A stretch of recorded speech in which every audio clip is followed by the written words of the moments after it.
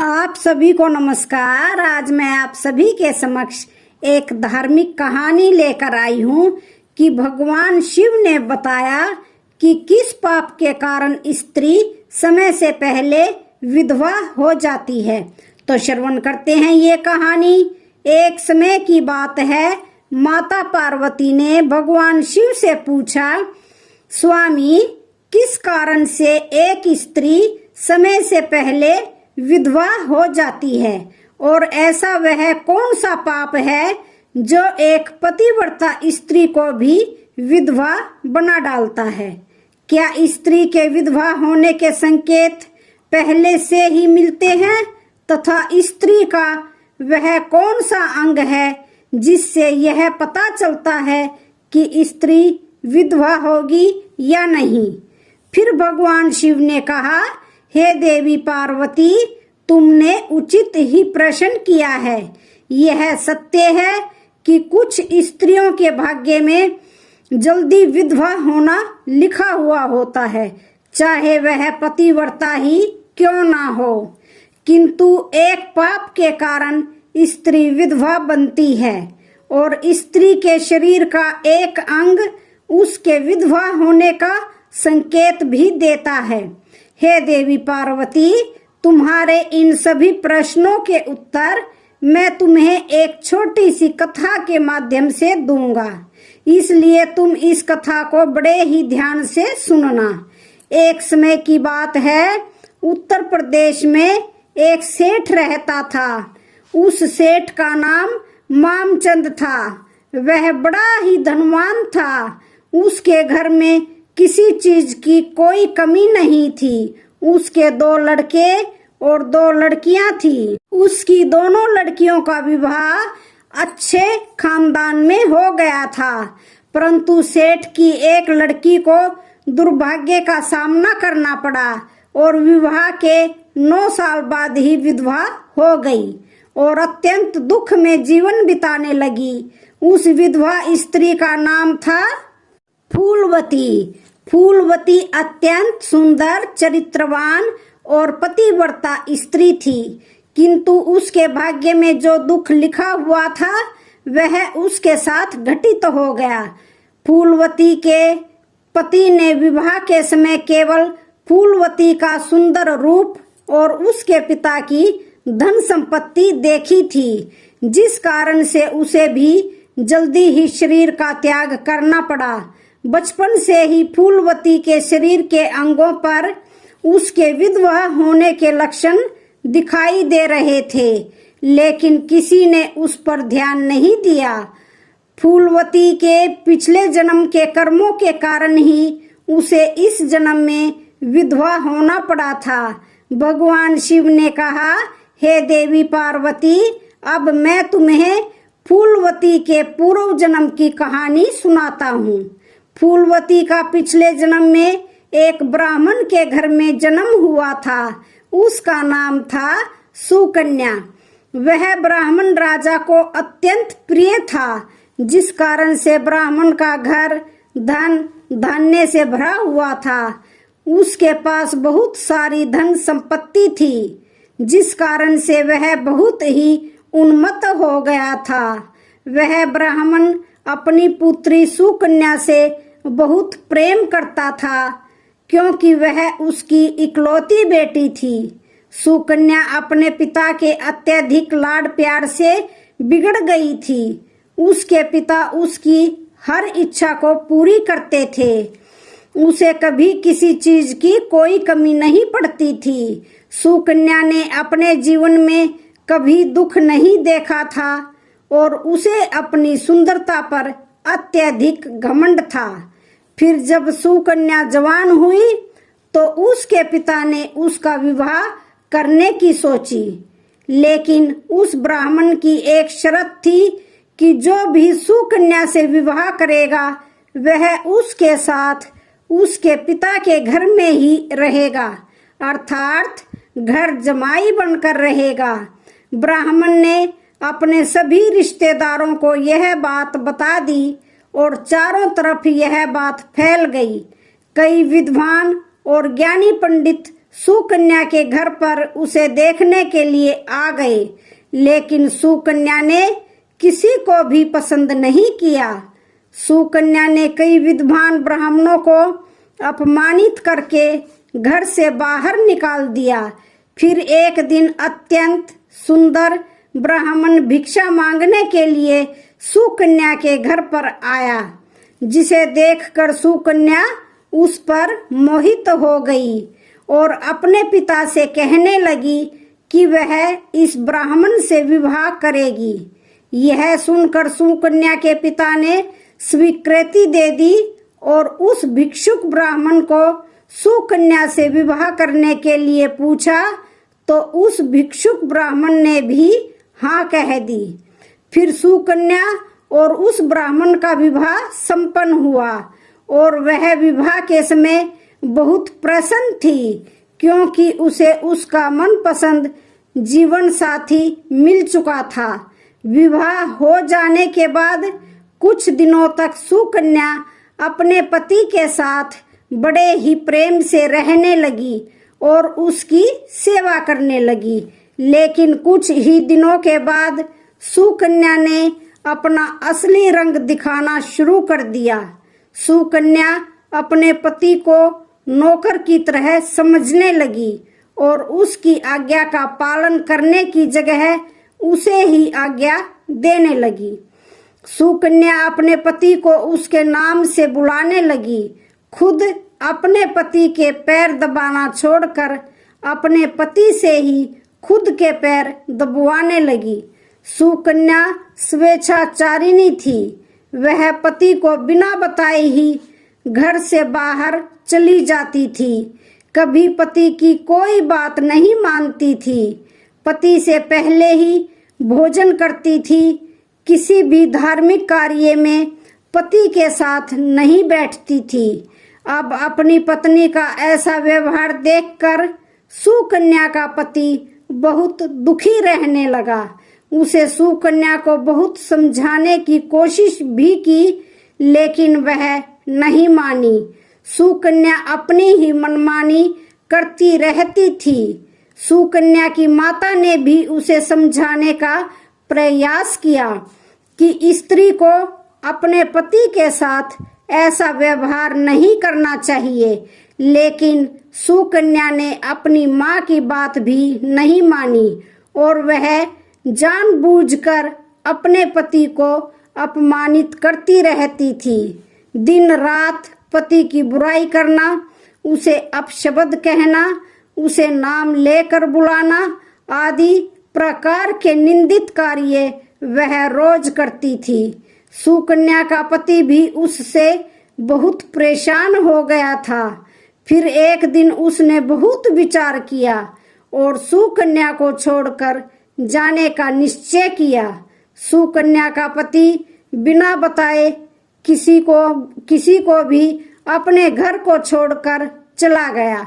उसने सुकन्या का त्याग कर दिया और वन में जाकर तपस्या करने लग गया, क्योंकि शास्त्र यही कहते हैं कि बुद्धिमान मनुष्य को दुष्ट और स्वेच्छाचारिणी पत्नी का त्याग कर देना चाहिए, अन्यथा वह भी उसके पाप का भागीदार बनता है। सुकन्या का पति वन में जाकर तपस्या करने लगा। सुकन्या ने भी अपने पति को खोजने की कोशिश नहीं की और बड़े ही मस्ती से अपने घर में रहने लगी। उसकी माता ने भी उसे बहुत समझाया कि वह अपने पति से विनती करके उसे वापस घर पर लेकर आए, लेकिन सुकन्या ने कहा, जाने दो माँ, वैसे भी मेरा भिखमंगा पति किसी काम का नहीं है।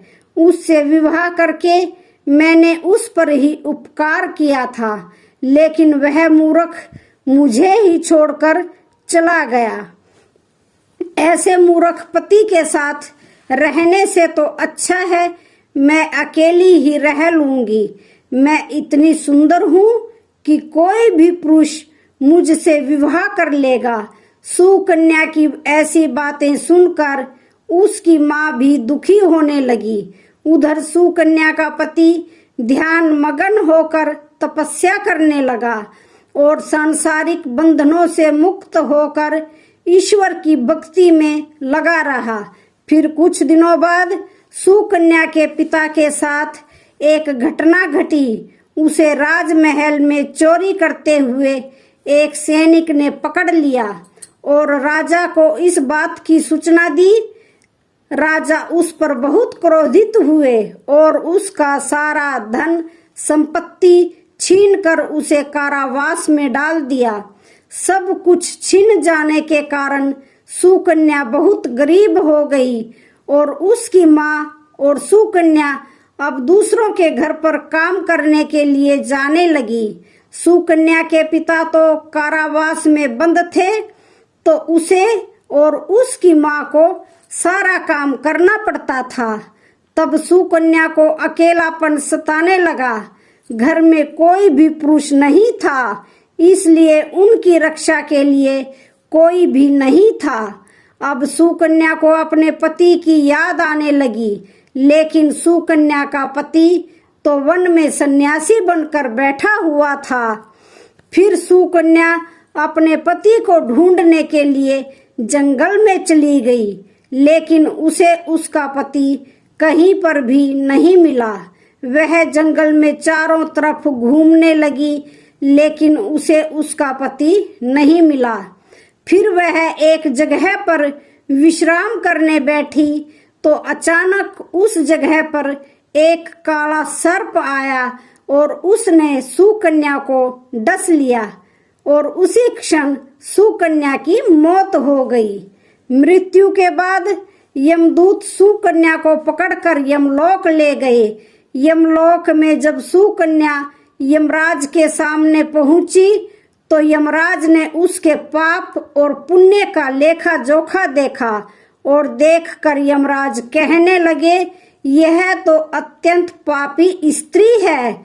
इसने कभी अपने पति का सम्मान नहीं किया।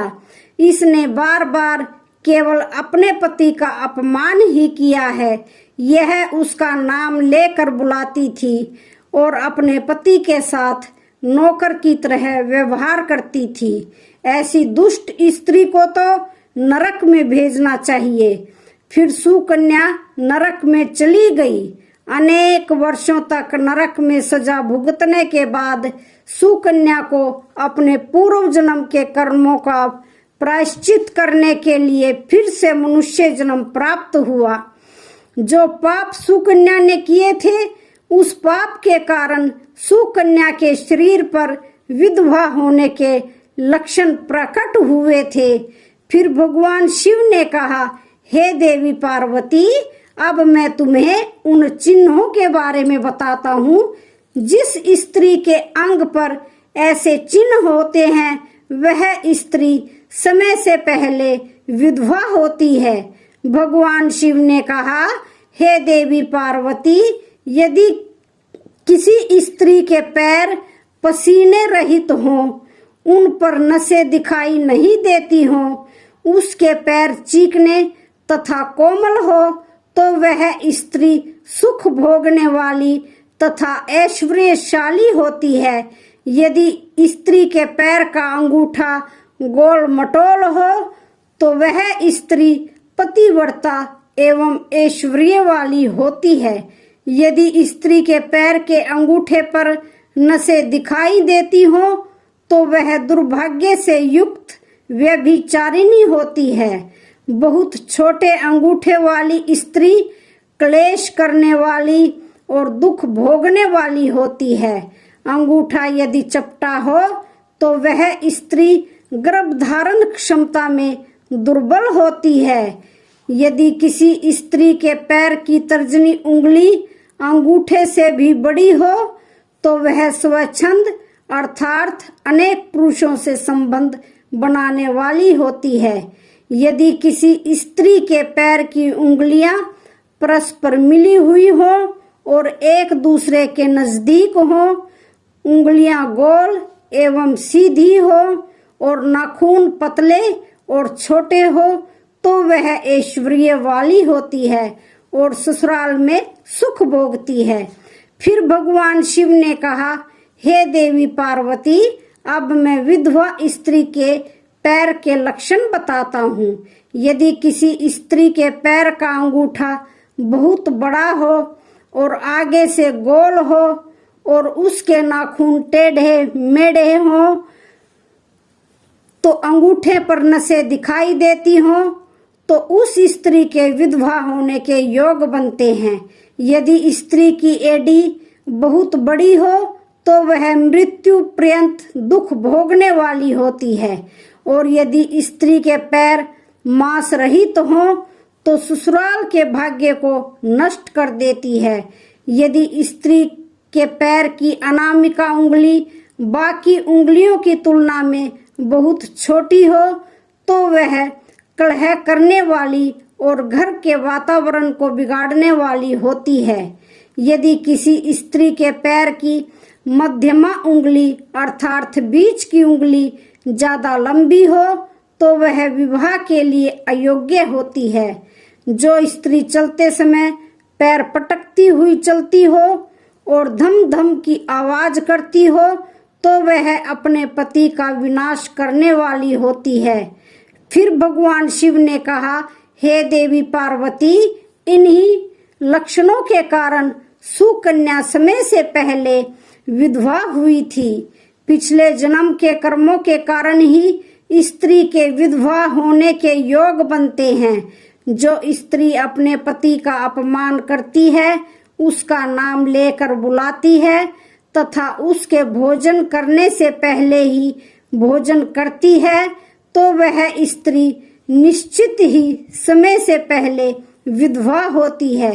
एक पतिव्रता स्त्री कभी अपने पति का अपमान नहीं करती है, ना ही उसको नाम लेकर बुलाती है और सदैव अपने पति की आज्ञा के अनुसार चलती है, और उस स्त्री की कभी दुर्गति नहीं होती है और वह मृत्यु के पश्चात वैकुंठ लोक को प्राप्त करती है।